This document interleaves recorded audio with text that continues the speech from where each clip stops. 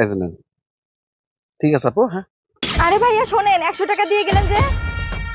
আরে না না, এটা আপনার বকশিস, রাখেন আপনি। আরে এই লোকটা তো অনেক ভালো, আমার এই অভাবের সময় আমাকে 100 টাকা দিয়ে গেল।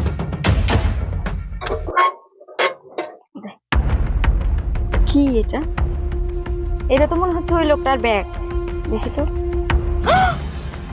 ব্যাগের ভিতর অনেকগুলো টাকা তো। তাড়াতাড়ি ওনাকে ডেকে দেখি। এই যে ভাইয়া, ভাইয়া আপনার ব্যাগ। ভাইয়া ভাইয়া।